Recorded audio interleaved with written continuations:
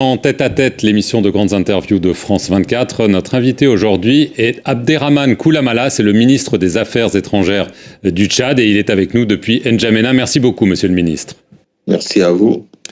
Le 28 novembre dernier, suite à une visite de votre homologue français Jean-Noël Barrot, vous avez annoncé dans un communiqué que le Tchad dénonce les accords de coopération et de sécurité et de défense avec la France.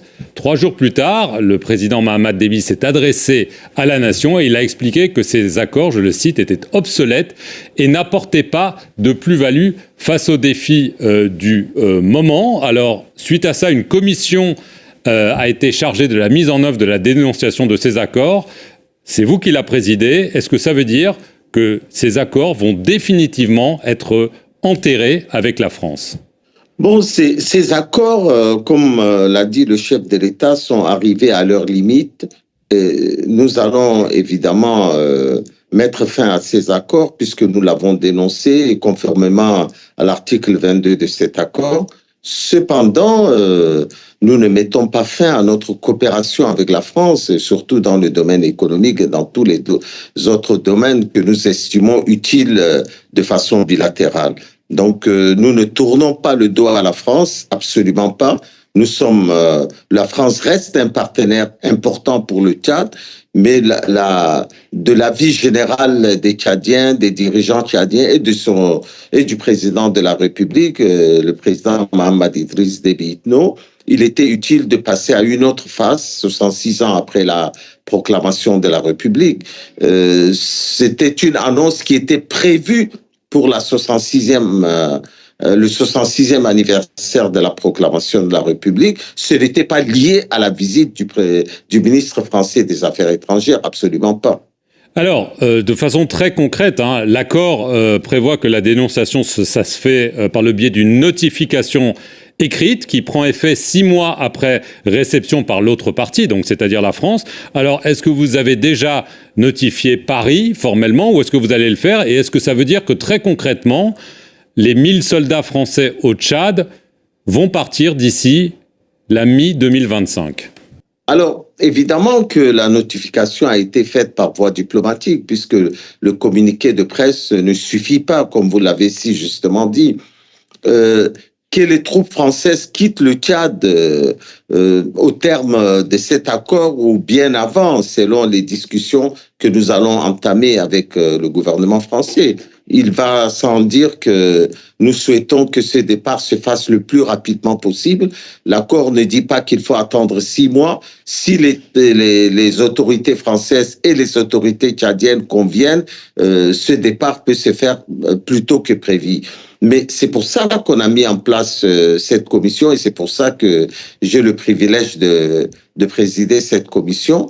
Nous avons l'intention de faire de ce départ un départ ordonné dans un climat apaisé. Il n'est pas question de grimper sur l'échelle du perroquet. Au contraire, nous tenons à notre coopération avec la France. Alors, vous dites que c'était prévu et tout ça, mais à Paris, je peux vous le dire, la surprise a été grande. Je rappelle qu'en mars, l'envoyé spécial du président français Jean-Marie Bockel était venu à N'Djamena. Il avait dit « la France resterait ». Il a remis un rapport récemment au président dans lequel il était prévu, certes, de réduire le nombre de soldats français, mais de rester présent au Tchad dans les 3 bases, N'Djamena, Abéché et Faya-Largeau. Et il est venu sur France 24 il y a 15 jours en affirmant que le Tchad n'avait absolument pas, par la voix de son président, exprimé le souhait de fermer les bases françaises. Donc qu'est-ce qu'il s'est passé ? Absolument rien. La France a émis le souhait de garder sa base au Tchad. Le Tchad a émis le souhait de mettre fin, pas simplement à la base militaire française, à toute présence militaire étrangère sur notre territoire. Ce n'est pas quelque chose de dirigé contre la France, c'est quelque chose pour le bénéfice du Tchad, du peuple tchadien, de l'État tchadien et surtout lié à la demande pressante de notre peuple pour une plus grande souveraineté de notre pays.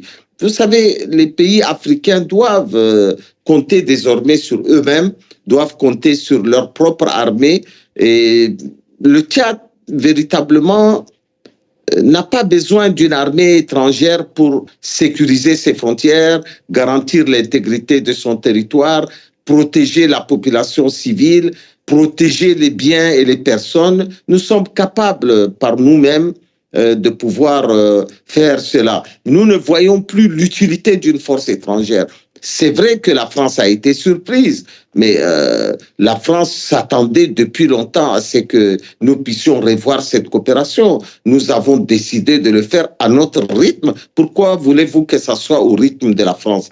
Nous sommes un pays souverain, nous décidons de façon souveraine ce que nous voulons faire sur notre territoire. C'est notre pays, c'est notre patrie, c'est notre territoire et c'est notre responsabilité première avant que ça soit celle de la France ou de toute autre puissance. Je me permets quand même de revenir sur la visite de Jean-Noël Barrot. On dit que son entrevue avec le président ne s'est pas bien passée. Alors, des questions très précises. Est-ce qu'il est vrai qu'il aurait demandé le report des élections législatives prévues ce 29 décembre pour être plus inclusive et que ça a beaucoup énervé le président Déby? Oui ou non? Alors là, c'est complètement faux. Le ministre français des Affaires étrangères a été courtois.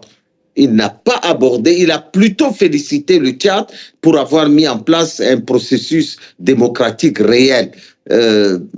Nous n'avons pas refusé à des forces politiques d'être présents pendant les législatives. Ce sont certaines forces politiques qui ont refusé de participer. Et puis, franchement, vous ne trouvez pas que c'est un peu fort de café qu'un pays qui n'est pas concerné par notre avenir et qui n'est pas concerné par nos propres ambitions politiques puisse venir nous dire ce qu'il faut faire et ce qu'il ne faut pas faire.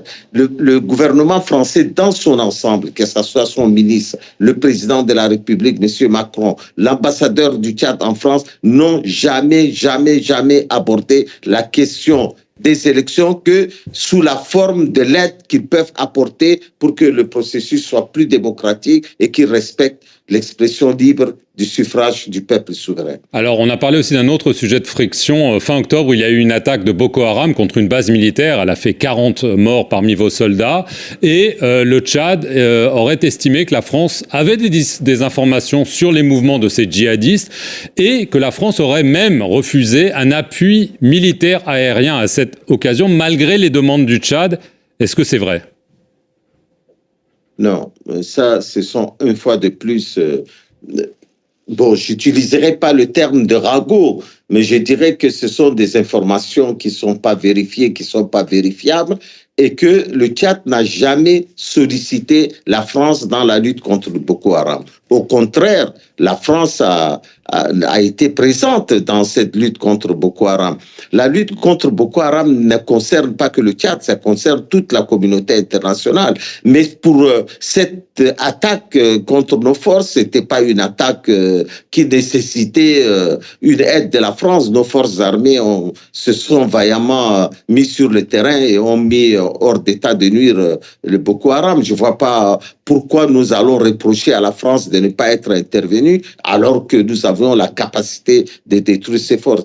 Toutes ces informations ne sont pas vérifiées, ça n'a rien à voir avec le départ des forces françaises. Mais alors, absolument rien à voir. C'est une décision qui nous appartient et ça ne doit pas être vu comme de tourner le dos à tel ou tel pays. Mais pourquoi voulez-vous que notre souveraineté soit liée à des problèmes avec les autres pays? Non, alors, ça n'a rien à voir. Monsieur le ministre, à propos d'autres pays, il y a un pays voisin avec lequel il y a des tensions. On sait que Paris, d'ailleurs, vous a demandé, par rapport au Soudan, notamment, peut-être plus de neutralité. Et il y a quelques jours, le gouvernement soudanais vous a accusé de soutenir les forces de soutien rapide du général Hemeti, notamment, et je veux que vous répondiez là-dessus, que des drones qui viennent des Émirats arabes unis ont été assemblés et lancés contre le Soudan depuis le Tchad. En d'autres termes, le Soudan vous accuse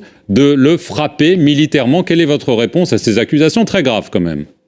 Mais c'est complètement... vous dites ça à un cheval de bois, il va se mettre à rigoler. C'est complètement ridicule. On dit qu'on achemine l'aide par Adré.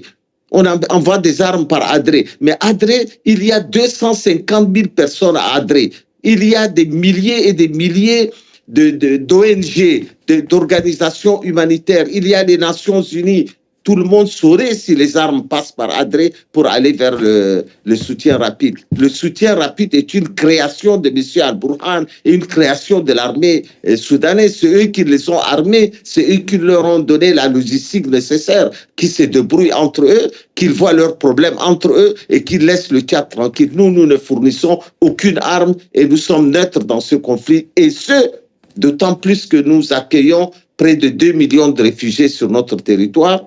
Dernière question, le président Déby, on s'en souvient, avait rencontré Vladimir Poutine au mois de janvier. Alors on sait que dans les pays où la France, les militaires français ont été chassés au Sahel, le Mali, le Burkina Faso et le Niger dans l'ordre, ils ont été remplacés par une présence militaire ou paramilitaire russe. Est-ce que ça veut dire que le Tchad va recevoir des soutiens militaires, que ce soit en matériel, en formation ou en hommes, de la part de Moscou, suite au départ des Français?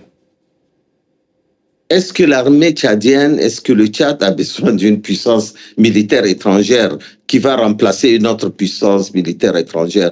Franchement, ce serait un coup pour rien. Qu'est-ce que c'est ridicule de croire que les Tchadiens aient besoin de la Russie ou d'un autre pays. Nous n'avons besoin de personne.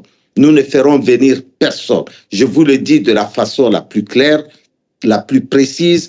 Il n'y aura ni militaires français sur le territoire tchadien, ni militaires russes sur le territoire tchadien, mais il y aura une chose qui est sûre, une coopération ouverte avec la France, avec la Russie, avec tous les pays du monde, avec l'Allemagne, l'Union européenne. Nous sommes ouverts à une coopération gagnant-gagnant avec tous les pays. Ne nous faites pas un faux procès. On fait partir l'armée française, alors on doit faire venir une autre armée étrangère. Mais faut avoir un peu de respect pour les Africains qui décident de prendre en main leur propre destin. Abderrahmane Koulamala, ministre des Affaires étrangères du Tchad, merci beaucoup d'avoir répondu aux questions de France 24 depuis la capitale du Tchad, N'Djamena. Et merci à vous d'avoir regardé cette émission sur nos antennes.